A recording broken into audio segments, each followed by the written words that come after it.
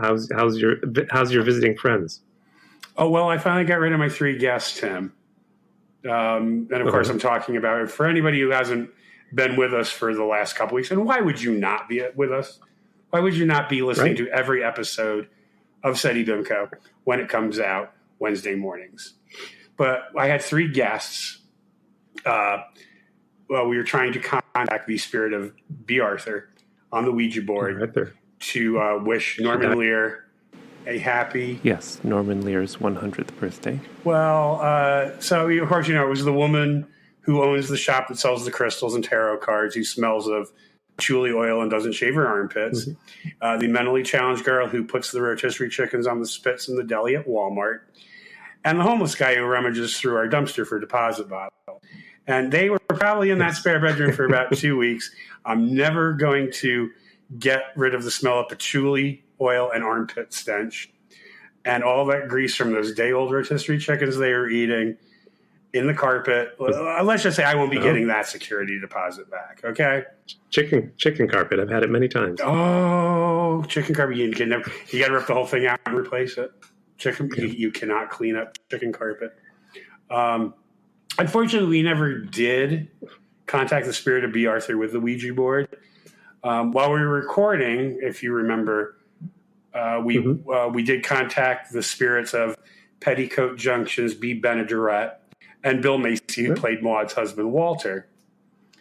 However, all those weeks on the Ouija board, and we were able to contact other spirits wanting to wish Norman Lear a happy 100th birthday.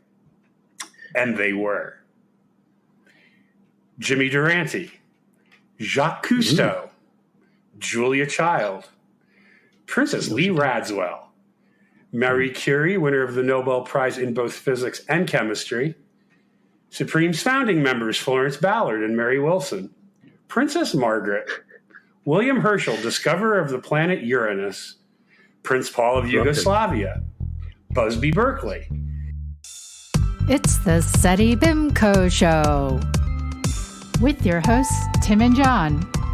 This week, the spirits of Heather O'Rourke, Charles Schultz, Richie Valens, Eddie Cochran, River Phoenix, Teddy Roosevelt, George Washington, Marilyn Monroe, Mahatma Gandhi, Abraham Lincoln, Michael Jackson, Walt Disney, Bruce Lee, Mel Blanc, Franklin D. Roosevelt, Lemmy Kilmister, John Lennon, husband of Yoko Ono, Captain James Cook, James Earl Ray, William McKinley, Henry Moseley, Johann Wilhelm Ritter, William Kingdon Clifford, Ada Lovelace, Rosalind Franklin, Walter Sutton.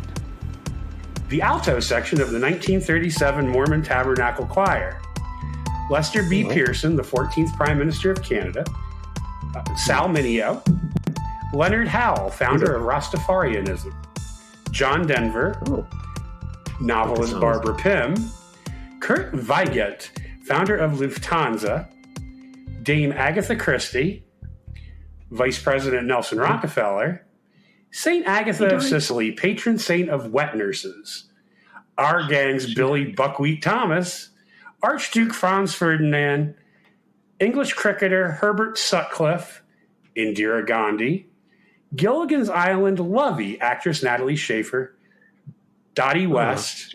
And Princess Alice, Countess of Athlone, last surviving grandchild of Queen Victoria. So lots of people wanted to wish Norman Lear a happy 100th. What about Jack Ruby? What about Jack Ruby? Jack Ruby's not really dead. Apparently, we did not contact his spirits. There was no such thing as Jack Ruby. There was no such. Jack Ruby was a fictional character. It was a fictional character. It was a bunch of Cubans. Right. There was never a Jack Ruby. That was an actor. Well, they pretended to shoot him. They put him in the witness protection. Come on. Don't insult me. I saw that on TV, John. I saw it on TV. So it must be true. There you go. Yeah. So quite an eclectic. cast of characters wishing, and apparently they can't wait for him to get to the afterlife because apparently there are no streaming services in the afterlife. And right now they are stuck watching a continuous loop of Kathy Lee Gifford and reruns of She's the Sheriff. So they're hoping that Norman will come to the other side soon and maybe create some shows when he gets there. So. Yeah. She's the Sheriff Part 2. She's the Sheriff. Yeah, Pat Carroll, one of the cast members of She's the Sheriff, passed away this week. Oh. Don't ask me who she was. Show a downer. Well, we've also we lost several people this week. Well, what's this show, John? We have to introduce it. Oh, that's right. It's SETI BIMCO. Show where we look at high school humorous tragedies in real life and in some movies of questionable taste. Mm-hmm. Sometimes I accidentally pick a movie that turns out to be soft porn. Hope I never do that again. Or just disturbing. Or just disturbing, Tim. Just disturbing. Oh, my goodness. So we got a great guest later, Natalie Kim. Yes. She's way up in Pennsylvania. Yes. I hope she can help me with my catchphrases. Oh, I hope so, too. I'll bet you this is going to be a really good catchphrase, Tim. I can't wait. You've been telling me. Do you have a catchphrase? I cannot wait. I'm probably going to be so impressed. I'm going to be so impressed. I can already tell. And I will not have to improve on it. It's just going to be wonderful. Every show needs a catchphrase. So I will ask you, do you have any thoughts this week? Anything happened this week? We have time to talk. Obviously contacting all those spirits on the Ouija board, that was quite amazing. And we did lose because we don't want to start the show on a downer, but we do have to acknowledge because we have discussed the Star Trek universe. Mm-hmm. We've used several films with the great actor William Shatner. And we should, when we're recording this a few days ago, we lost Nichelle Nichols, who played Lieutenant Uhura on the original series. And in the first 6 movies, I believe the first 6 movies she was in. And it was quite a big deal, There weren't very many people of color on TV, and if they were cast in very, very stereotypical roles, like the maid. Right. And here we go. She was the communications officer on the starship, and she really opened the doors for a lot of African American women. In her later life, she she connected with NASA and helped recruit women and minorities to get into the actual astronaut program. Sally Ride, the first American woman in space, always credited Nichelle Nichols for actually getting her into space. And that was, and again, not to be a bummer. I'm trying more like to celebrate her than to bring people down. But that leaves George Takei and William Shatner.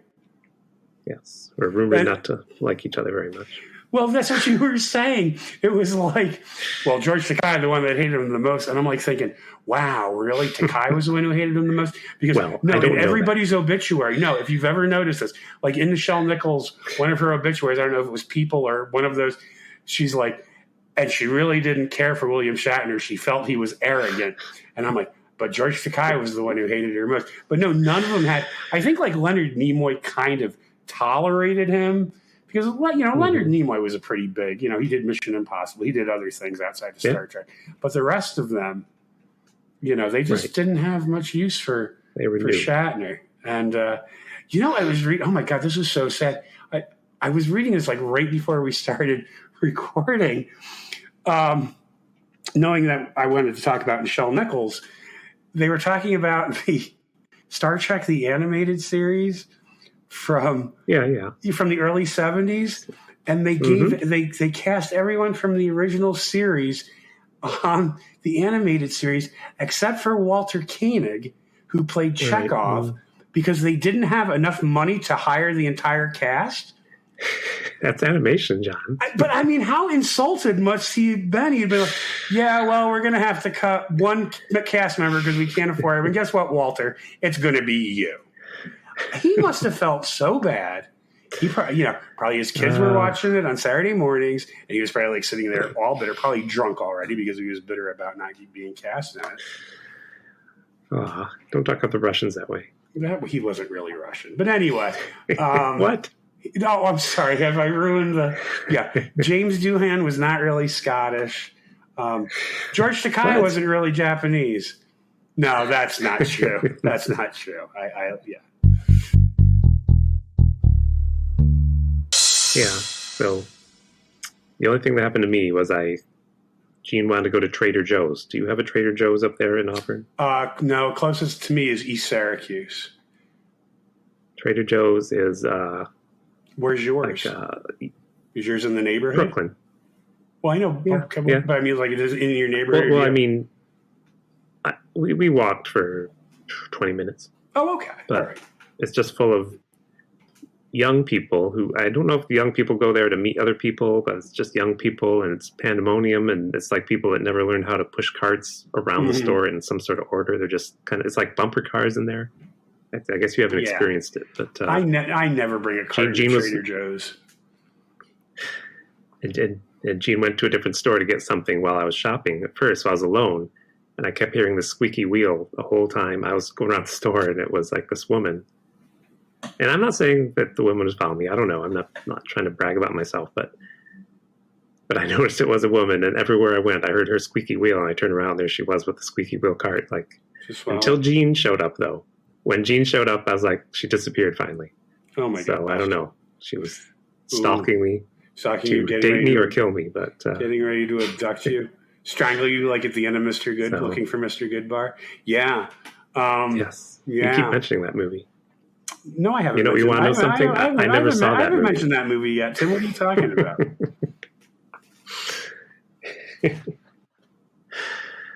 But yeah. It's a nightmare there. I got trapped in the corner with the cheese. I was like surrounded with people, and another guy was also flipping out, like, why did I come here? Why don't I shop online? And he just kind of smashed his way out of the carts. Smashed his way out and ran, and you never saw. But speaking of the cheese, I was going to say they have the best Gouda cheese. I don't know if they carry it at every Trader Joe's, but it's called Old Amsterdam, and that is a really really good Gouda. I love that Gouda. I got to go back to East Syracuse, and I will say they have the best Fig Newtons. Haven't tried them yet. No, I haven't tried them yet. That's that could be my catchphrase. Looks like it's Fig Newtons for dinner again. Looks like it's try something else. Something in the Cracker family, maybe. All right. Something like a nice. Well, anyway, it's Triscuits for dinner again tonight, kids. No, that doesn't work either. We'll figure something out. We'll workshop it. Maybe we'll workshop Natalie. Maybe Natalie Kim. Maybe we should get to Natalie. Let's get to Natalie. Yes, we should introduce her. Yeah, I can't wait. One of my favorite sitcom stars. Yeah. I'm going to introduce our very special guest star, Natalie Kim, she has a long resume. She's an official contributor to the Newsette, a creative agency for millennial women, for which she creates content for their TikTok. She hosts a mic on Thursdays at West Side Comedy and performs comedy around New York City and beyond. And she's currently at St. Nell's, which is a comedy residency for women, in Williamsport, PA, which was created by Emily Flake, another New Yorker cartoonist. And Natalie is also an actor who has been on many shows, such as Madam Secretary, The Blacklist, Law & Order. She had her own stage show called Yo Girl, and many other credits. But I'd rather talk to her than go through all your credits, Natalie. Ooh. Thank you. Ooh, I got a problem. What? Yes. Well, this is a case of like wipe the egg off my face. When you said we were interviewing Natalie, I thought you meant Natalie from The Facts of Life, and I did like actress Mindy Cohn. And I mean, that's like the only that's Natalie. Okay. It's all right. It's all right. As I said, wipe the egg off my face. But I did prepare questions. But we'll see how this works out. I prepared questions for Mindy from The Facts of Life. You want to ask them now, or you? I mean, I could ask. I mean, I'm embarrassed enough. I'm embarrassed enough right now. But okay, let's just maybe they'll work. I don't know. So, and I had it all set up. Like I was going to say, ooh, maybe I'll address her as Miss Cohn, and she'll say, just call me Mindy. I had this like whole fantasy worked out in my brain, but it's okay. We're very happy to have Natalie Kim on. But okay, so let's just get into this, Natalie. Were you upset that Tootie never got you a guest spot on Living Single?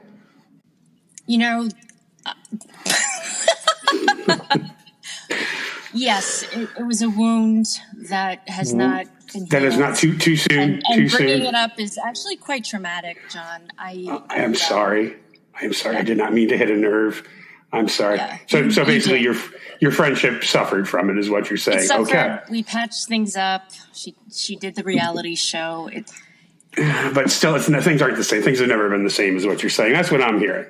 Yeah. Okay. Of course, Molly, in the first season of Facts of Life, there were a lot more girls on the show. And after the first season, they cut down to the 4 girls. And one of the original cast members was Molly Ringwald, who did all those great, John Hughes films in the 80s, like 16 Candles and Pretty in Pink, etc.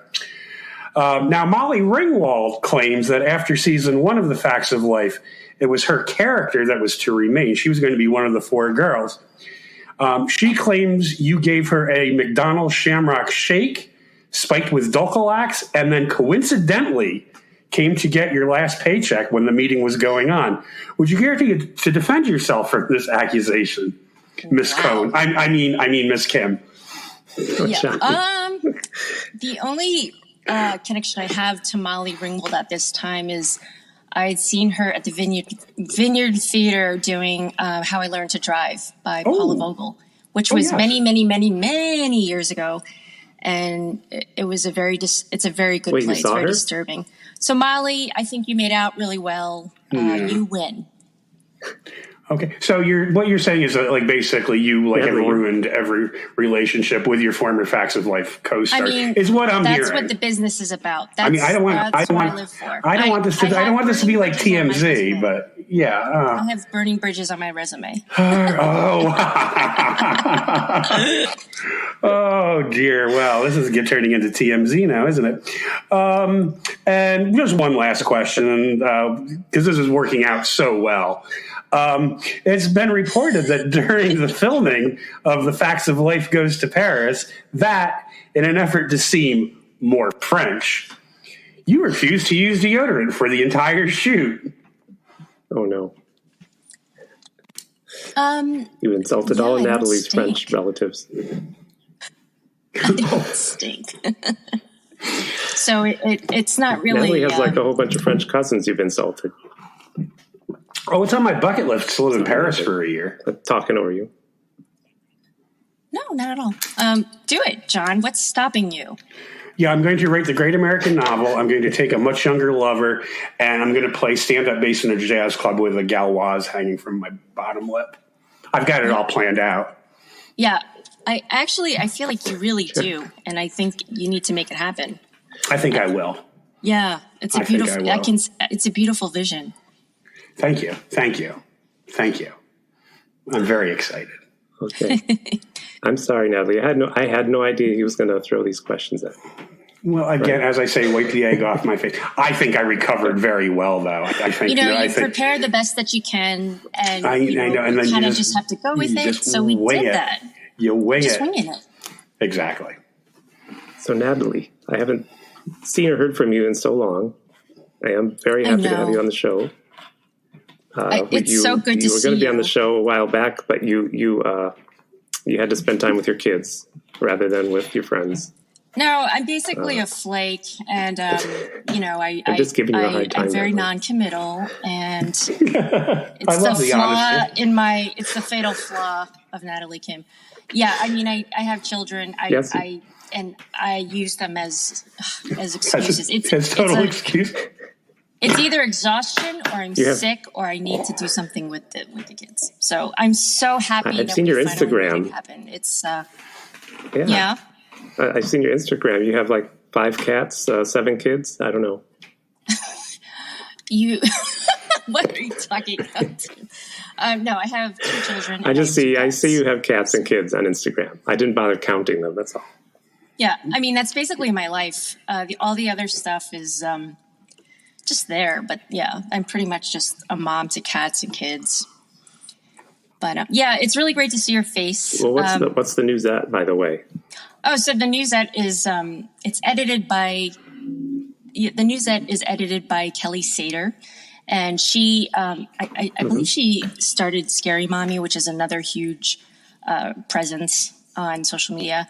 And so this is a kind of media company that's directed towards millennial women and kind of like an upbeat tone, and about women empowerment and really, I don't know, going for that kind of like positive outlook, because there's a lot of really upsetting news these days. So, and I really like it because I think, they try to explore different things that aren't really seen. So yeah, I'm really psyched to be part of that. Okay. And you mentioned, St. Nels. I'm here. Emily Flake, they did a Kickstarter. I didn't know this. Emily Flake, who is an amazing humorist and cartoonist, artist, and also she considers herself a stand-up comedian with cartoons. She did a Kickstarter, and they raised money to, buy this house. And she reserves it for women who are in comedy or humor writing. And it's an amazing opportunity. I'm so jazzed to be here. Well, I've also got to think that with comedy being such a with comedy being such a male-dominated field, to be able to spend that time with other women in comedy has got to be so fantastic. Well, it's funny. I do work with a lot of men in comedy, and I don't know if it's I don't know what it is. I find with comedians, whether they're like 22 to like, in their 50s or 60s, like everyone, it's a different time. And so I think there was this, like, you got to have a tag. You got to like make sure you, it's kind of like a different mentality. And from what I've heard, I am not on the road. But what I've seen with my guys who are in the club, we celebrate some guy. He's sober. He's been sober for, 72 days. And no one's like, hey, you want to drink? We're just kind of supportive. And I think in America anyway, it's a different kind of humor now. They want to know you. It's not just like bam, bam, bam, which I've heard from friends who are on the road and stuff like that. When you said they have to have a tag, you mean a tagline, like a catchphrase? It's like a term in comedy. It means like, comedian. It's a premise and then like a tag. Right. Yeah. Oh, yes. So I've been going about this all wrong. I've been working on my catchphrase. You want to hear it? Some comedians are like kind of nerdy and sorry. Yeah, I'm working on my catchphrase for my comedy. And I thought you'd help me. Sure. No? Shoot. You're not going to do it? You're going to tease us like that, Tim? Now you name pick me. And then you're not going to come through. Okay, here's my catchphrase. Well, it looks like it's oyster crackers for dinner again. Hipster crackers for dinner again? Is that what you said? Yes, it looks like it's oyster crackers for dinner again. That's my catchphrase, my comedy catchphrase. Oh, oyster crackers. I thought you said hipster crackers. I'm like, what are hipster crackers? No. Oh.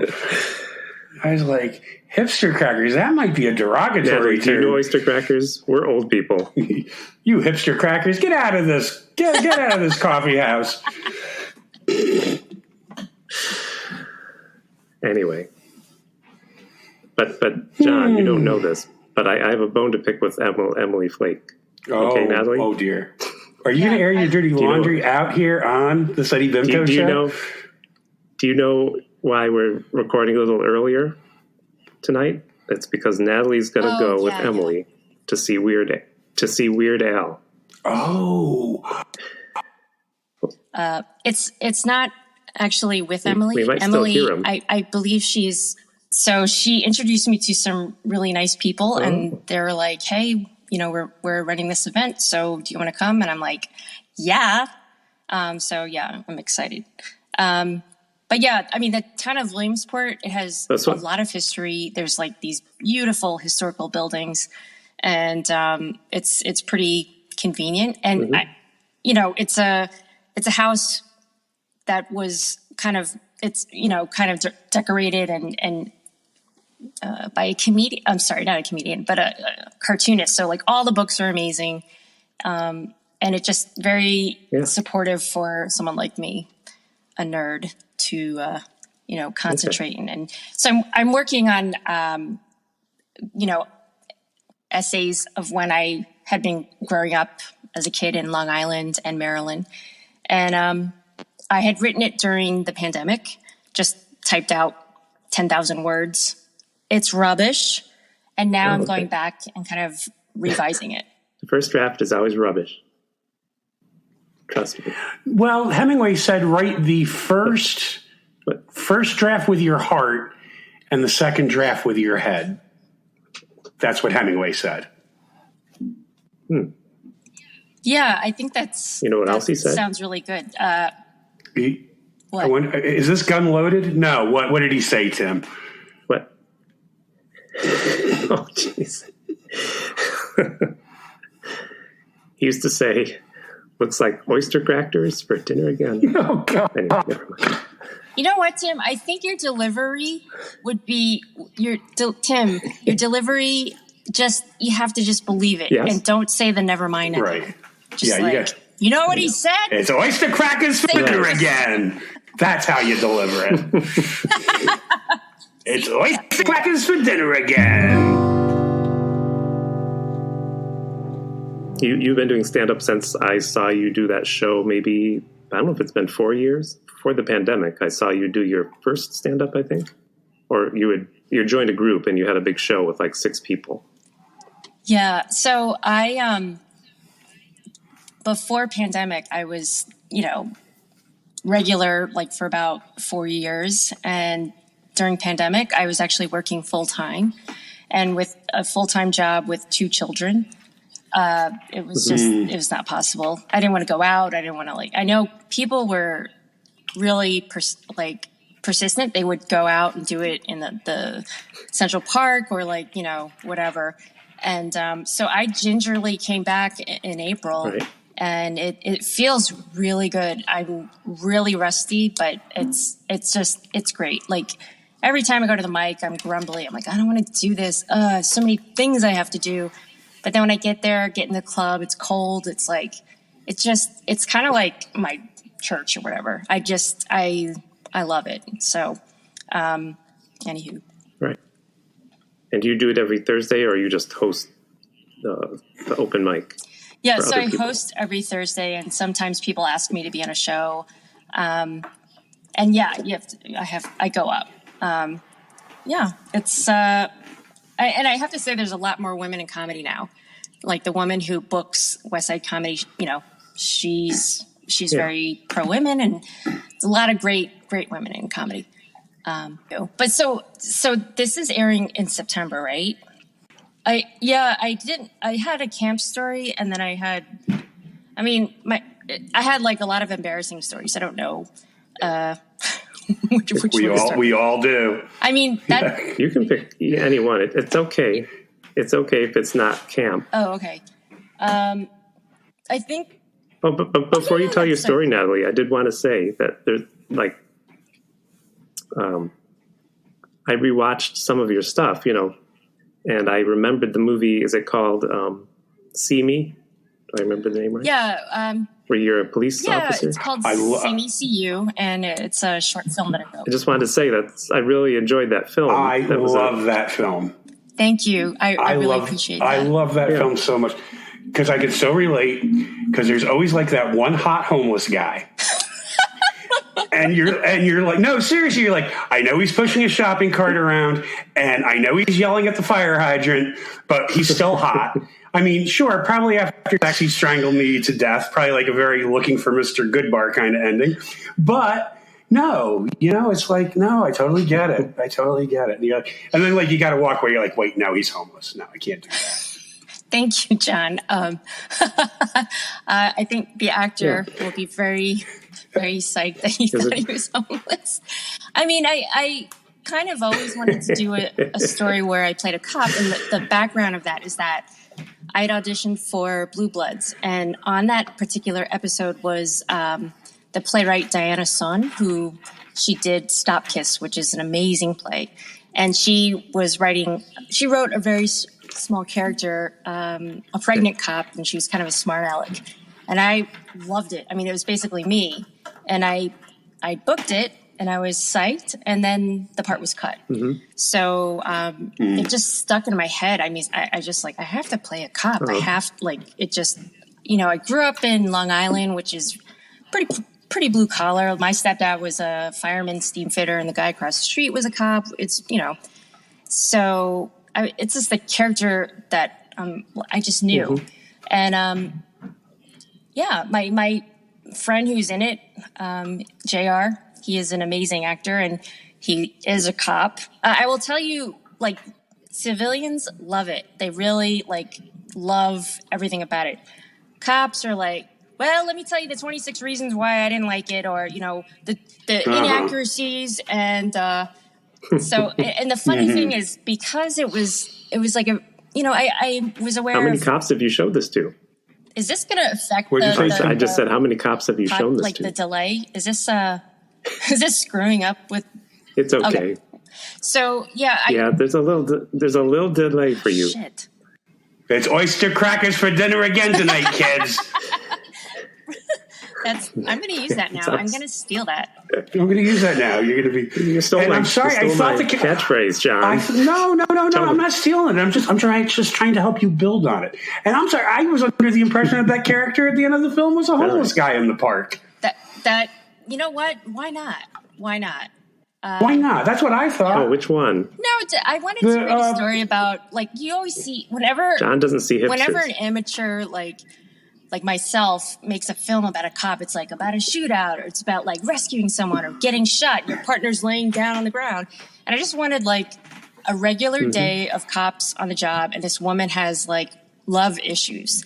And but I was also, so then after I made the film, I kind of realized I can't just make a film about cops and be oh, I'm making a film about cops. Here it is.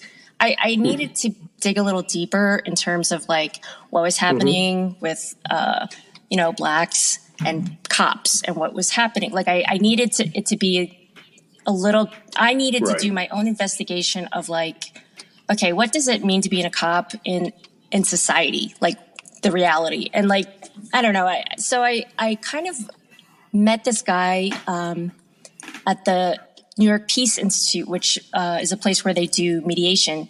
And so he's hey, do you want to come with me and help train cops? And I was yeah. I wasn't... Sure, why not? Yeah, sure. I wasn't trained at that time. I was actually yes. I later on I got certified 40-hour a week, mediation training. But I was there for part of the training. And the first time I walked into this secret building downtown, I can't even tell you guys where it is. It's the secret high-tech building downtown. I walk into the room. They look at me. They hate my guts. Their arms are folded. They do not want to be there. They're looking at their phones. And at that time, it was a woman who was head of the cops. I don't even remember her name. And they hate her. She walks in. She's all right, this is a peace training, and you guys are going to do it. They hate us. They want us out of there. And so my job was to act, I guess, very emotional and whatever. And, when I started going berserko, I just, that's my trademark. If you see me on TV, I'm screaming, crying, whatever. And they just sat up and they were what is this? And they got, kind of got engaged. And I realized, after a while of doing it, I was oh, you know what? You can tell someone, this is what you're doing wrong. Or, pointing out, this is what you need to do. But actually, I feel the arts can just have a big influence on people and, touch them in a different way. Oh, sure. And I think usually what the guy Brad, who was the founder of the New York Peace Institute, he said by the end of the training, the guys are talking about drawings they did. They bring in their pets, like they are not just cops, they're like people. And I think that's like a problem overall with like Twitter and like, social. They're bringing their pets in? Sorry? I was just going to say, what kind of pets? Yeah, Snakes, peacocks? He had a picture of like, somebody have an snakes. ostrich? And I was like, whoa. I wasn't there. It was only for that part where I just, go berserk. Support snakes. Yeah. Support snakes. Actually, some woman. I did read somewhere. I did read somewhere where some woman tried to bring a support peacock on a flight once. Oh my god. Mm-hmm. I would be the one stuck sitting Natalie's next to her it. in coach with the peacock. But Natalie, speaking of you screaming, it's oyster crackers for dinner tonight again. But Natalie, speaking of you screaming, you may appreciate this story. Back when you were on the blacklist, I don't remember what year that was. Do you like 2011? Mm-hmm. I don't know if you remember. It doesn't matter. It doesn't matter for my story. Question. But for the people listening at home, my wife is Korean. Natalie is Korean. That's why I thought Natalie might appreciate this story. But I went to my father-in-law, parents-in-law, and it was a holiday that your show was on or it was rerun, because why else would I be there? And my wife's parents, they grew up in Korea. And so my wife's father, very nice man, I'm just giving him a hard time. But if you go to the house, he'll be watching the actual Korean news from Korea that he's hooked up the cable to watch.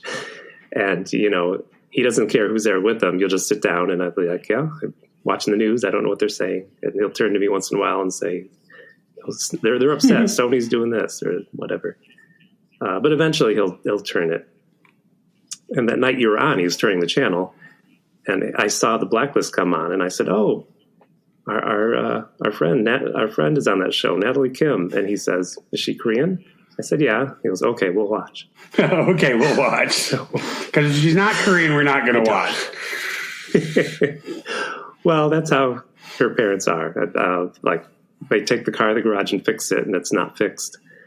I'll say, "Well, do you have another garage to take it to?" And he's like, "Oh no, we're taking it here because he's the Korean who goes to our church." So I'm like, I like how he says that to you, Tim. But, it's the Korean that goes to our church. He does. He did tell me that. It's funny. As an adopted person, so my mom is, she's Greek American, whatever, and I grew up in Long Island, which is very, I don't know, Trumpian, and my stepdad was a friend or whatever, and so whenever I met Korean people, they'd be like, "You have to learn your language." I'm like, dude, bro, step off. You don't even know me. But when you learn the history of how they've been occupied and like just invaded all over the place, China, my husband's Chinese American. If you meet a Chinese person, you don't speak Chinese. They're just like, whatever, we're Chinese. There's so many of us. But Koreans, because of the traumatic history, the reason why is because there's this pride, there's this shame, and it's kind of a big deal. I used to be like, dude, step off. Like, what are you talking to me? You don't know my life. But I kind of understand. And makes sense. Yeah. Did you guys ever see Kimchi Power, by the way? Kimchi Power? No. Oh, no. Okay, it's totally fine. You can cut that out. Only Kim's Convenience. Oh, I love Kim's Convenience. And I hear they canceled that before it didn't need to be canceled. I don't know if you read all the controversy. Yeah, I mean, the producers were kind of taking it a different way, and INS wasn't really, that involved anymore. And I think the actors, who are amazing people, it's funny, Canadian performers, I think they're on TV, but they're so humble and they're so I think, the guy Kimchi, Andrew Fung, who is one of my comedian friends, that's his cousin, but we didn't know that, but he sent me a Kimchi shirt, with his name on his back. They're just it's really about hey, we're all connected, and there's something really special about them. So unfortunately, it kind of it didn't end well, and I think they were upset about it, and I think they wanted to have more input, and that's totally understandable. But anyway, Kim's Convenience, John. Yeah. If you said you just got Netflix, so you can watch it, or have you seen it? Yeah, no. Well, actually, because I'm only about 2 hours from the Canadian border, And yeah, I have seen that before in Canada. Yeah, I haven't seen it on Netflix yet. Oh, you know what, John? I heard you talking about how you can't take Canada Day off. Right. And I mean, I feel like it's, you talk about a raw nerve, Natalie. Mm-hmm. I'm sorry. Go ahead. So I don't care about holidays and stuff like that, but it's just like just take the day off. Just like I have an emergency dental thing. Listen to Natalie's sneaky ways. Actually, I do have a dental thing going on, but anyway, that's another story. We won't talk about that. Yeah, if it really means something, if you're just doing it just to, I don't know. If I take, but I feel like I don't know. They're going to be like, look at him calling in sick on Canada Day. They're going to know. And did you make a big stink about it? They will make a big stink about it. They'll be like, oh, he's calling in sick. And then when I get back to work the next day, they'll be like, called in sick on Canada Day. I see, mister. I'd be like, yeah, I did. What Canada Day is. Right now, it's... That's the joke, Tim. I'm out of it. I'm not delayed. Thank you for explaining the joke to everybody. It's oyster crackers again for dinner again tonight, kids. Oh, man. I'm going to terrify Natalie and show up for open mic some Thursday. She's like, yeah, sure. Now, where's this again? Sure. West Side Comedy, you said? What? Yes, West Side Comedy? Okay. Amsterdam and 75th. Oh, okay. All right. Well, Natalie, we've kept you a little while, and I want to get to your story. But the reason I said, because speaking of you screaming, by the way, at the end of that story, that was the episode of Blacklist where you're like in a box being held hostage and screaming, and we were watching it, and I'm like, yeah, there's my friend screaming in the box. And you did a great job because you kind of terrified us. You did do a really good job. You did a really good job. Oh, thank you. I appreciate that. I found it somewhat bewildering because I didn't know all of the sequences. I just didn't know what was going to happen. And so they're like, you going in a helicopter. And I was like, okay. And it just, that's what we did. And it was a fun day. Sure. So embarrassing stories from high school, or what do we? Yes, please. Yeah. Yes, please. You told me those ones. You know about what? kissing. I mean, in high school. Yeah. Did I? No, that's middle school. I mean, I feel like there's no charge there. Like, oh, okay. I'll just tell you. In middle school, there was a boy that I liked, and we became quote unquote boyfriend and girlfriend. And my friend was friends with his friend, and they did this coordinated attack where they kissed us in the lockers. And I didn't know how to kiss. Yeah. I mean, I was like 12 or 13 years old. Mm-hmm. And so like I opened my mouth as wide as possible. And he told my best friend I was at a baseball game with her at the O's game in Baltimore. She's like, yeah, he told me that you tried to swallow his face. And I was like horrified. I mean, I'm like a little kid, like 12 years old. Like, what do you expect? Like, just tell me, like, don't open your mouth. You told her you had some suspicious looking. But I would say like, yeah. Well, anyway, so the other, I guess, embarrassing. It's not even. So I was in middle school. I was, aside from that moment, I was like kind of in the cool group. I was cool. Like I was kind of a bad kid. I don't know if you would believe that. I was a smart aleck. I had a mouth on me. I was always in the hall. And so like in middle school, it was like awesome. But then when I got to high school, for some reason being Asian and being in theater and drawing, it was kind of lame. Right. And like it was all about football and it was really weird. Yeah. So I kind of like, the worst part of high school, I think, is like sitting at the lunch tables, because like when I sat with my popular friends, it was like really awkward because there were girls that were just boring their eyes at me. They were like, we don't want you here. And then, so like, whatever. It was very, very John shaky never let me for sit with them in at my high school either, career. So. There was a... What did you say? There was a... I said, you never let me sit with you in high school at lunch table. Oh, is that the joke? Am I talking about the joke again? Well, I wasn't at high. I was never. I probably was like hiding. I probably wasn't even in the cafeteria. I was like hiding in fear of my life. Probably. Why? You were in fear. Oh my God! I was like this height, 6'1", 6'2", 130 pounds. Yeah, it was just not a good. I always say I showed up to high school graduation just to make sure I spelled my name right on the diploma, and then I basically never saw any of them again. Wow. But anyway, Natalie. Yeah, no, that's why when you said, well, I was one of the cool kids, and I was going to stop you right there. I was like, whoa. One of the cool kids. I didn't say that. What's going on, Tim? Who have you booked on this show? We don't have the cool kids on this show. You're a first. Well, I would say like my mom, she's a firecracker. She when I was a kid, she was stunning and like just like her basic, like her thing was like she would walk around and say, "You're on my shit list. You're on my shit list." Yeah. It's just like people like to be on her shit. I don't know. And so like, I had this attitude where, I didn't care. And I would say like I could have I was a little bit of a bully. And if anyone said like, racial jokes or I don't know, mean things, I would just punch them and just, I just wouldn't take anything. But in high school, you can't just like punch the whole high school. So I kind of like, I would say definitely shrunk a little bit in terms of like how I felt about you put poison in all their hamburgers. No. In all their oyster crackers. That's horrible. Yeah, there's another oyster crackers. Yeah. No, basically like there was a boy that I liked and I had a friend that I told her, I was like, oh my God, I'll call him Craig. I saw Craig in line. And she's like, oh my God, he's so hot. And then I was like, I know, but he was talking to Jennifer. Oh my God. And she's like, oh my gosh. Oh my God, no. Jennifer is dating John. I'm going to tell him and, he's going to kick his ass. I'm like, no. Don't say that.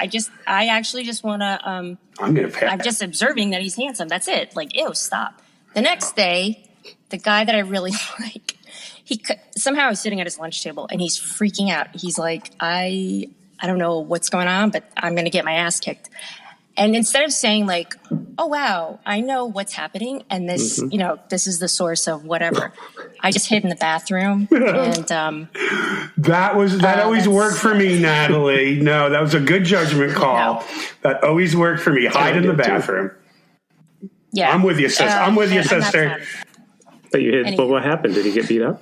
No, because I was just super scared. And so later on, I was like, look, this is what happened.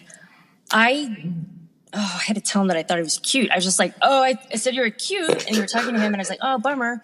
And then she went and told. It was just like a horrible, stupid thing that if I had any self-esteem at that point, I would have just, told him immediately and just like, chill, everyone.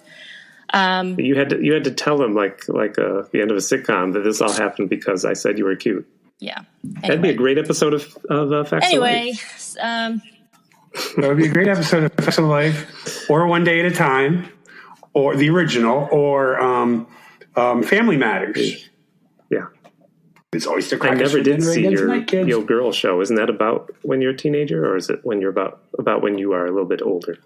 No, actually, so it was more about. I have to say, thanks for bringing that show up. I totally forgot about it. I really like having TV credits, and I enjoy being on television and doing theater and stuff. But I have to say that show was very personal. It was about like kind of trying to understand why I felt so crazy about this guy I was dating. I was very, very jealous, and I would like pick fights, and it's obvious I really liked him. And it kind of all stemmed from being put up for adoption when I was a kid. When I was an infant. And I remember like performing that show, and I did it a couple times in New York. And he's a black guy, came up to me after the show, and he's just like, "Your show actually taught me things about myself." That I didn't even recognize. And I want to thank you. And, sometimes when you're doing a bunch of work, you're trying to be like marketable, or you're trying to like reach people and get attention. It made me remember that like creating my own work is like, it's really important. And that, I don't know, you touch people in certain ways when, you do that kind of stuff. And I think with the comedy, I'm definitely writing more about that. Like, it's less about like, what really annoys me. And it's like, just talking about things that are in the forefront of my mind. So, and it's really cool. Anyway. Well, we've kept you almost as long as I said I was going to keep you. Unless you have anything. Yeah. Is the echo? I mean, sorry. Is the delay? Is it? Well, it is messing with you guys? But it's okay. I don't know what's causing it or why it's happening. No, it's fine. But it's fine.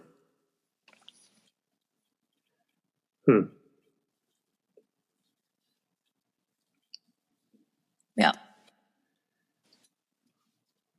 Oh.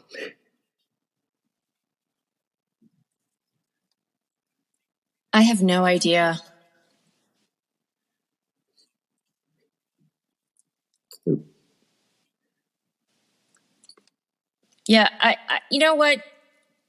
In terms of being prolific and just being productive, I'm really psyched for him, and I have no idea what to expect. I would not have purchased in the forefront of my mind. I'm going to go see Weird Al, but I'm super psyched to see. What was I just going to say? Oh, yeah. Enjoy the show, but continually bug Emily about maybe her being on my show. Yeah, sure. All through the entire show. Just keep bringing it up. Anyway, it was really great catching up with you guys. You are so funny, and thank you. Thank you. We like your work too. Oh, thank you. Thank you. Thank you. Have a great evening. And thank you. Thank you, Natalie. This was fantastic. Bye-bye. It was wonderful. She was a fantastic guest. She was so nice. I'm going to admit I was a little nervous because, she has done some pretty substantial acting work, and I've seen a lot of her work, and I'm very, I've always been enamored with her work. I just love what she's done, and I thought I might be a little intimidated interviewing her, but no, it worked out.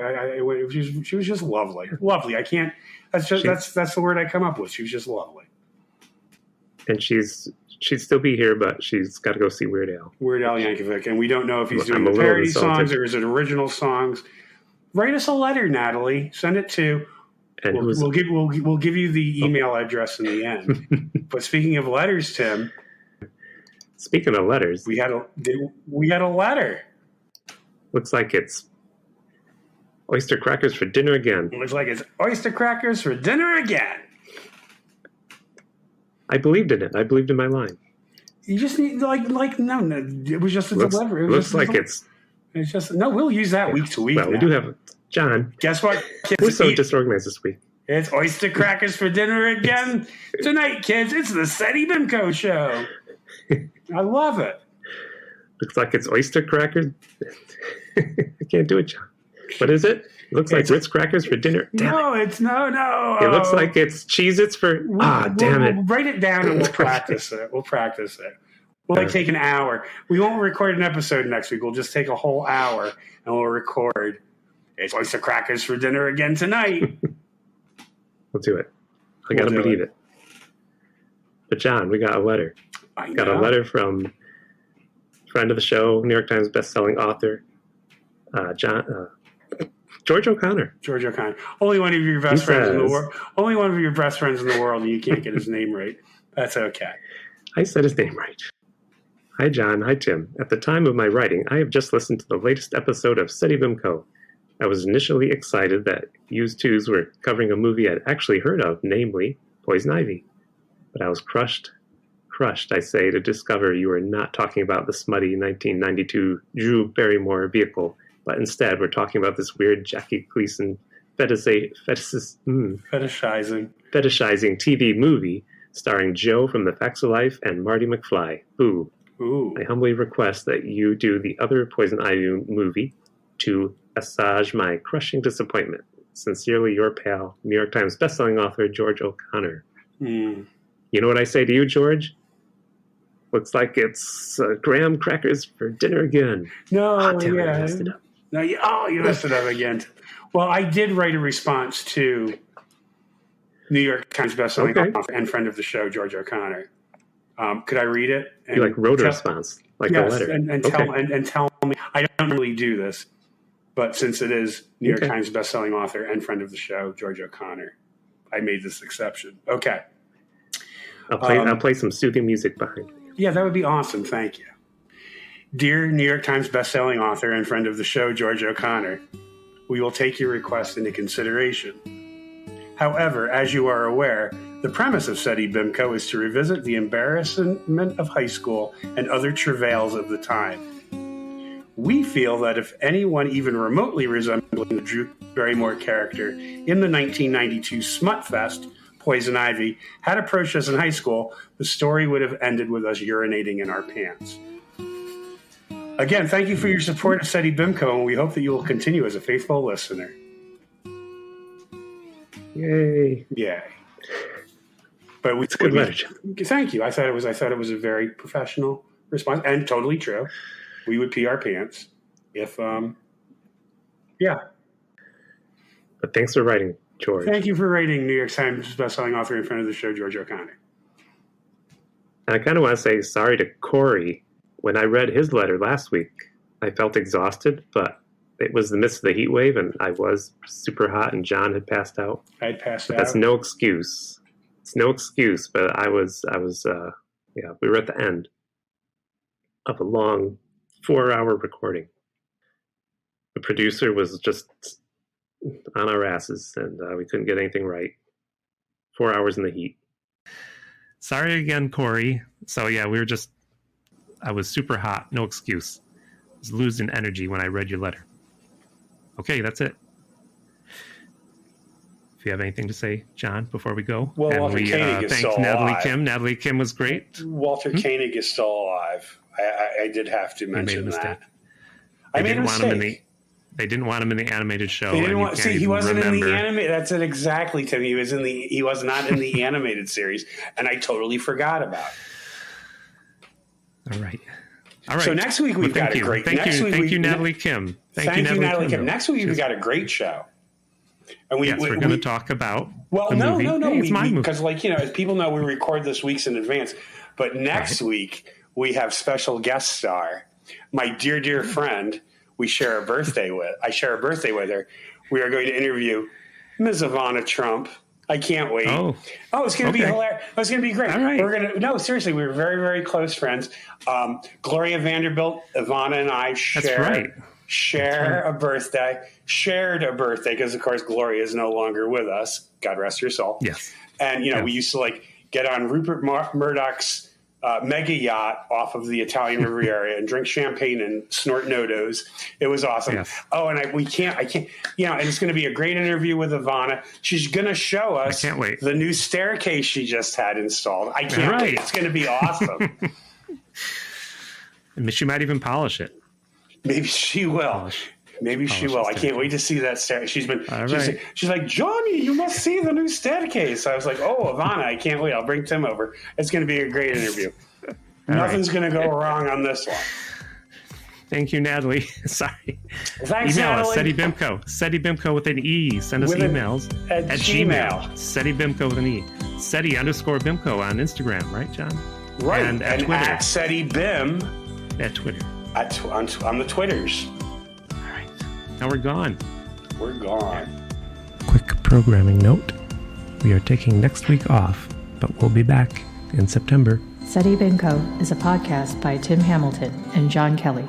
Produced by Miss Lee. Music by Tim Hamilton. This has been a Pity Party Line production. Party line, it's a party line.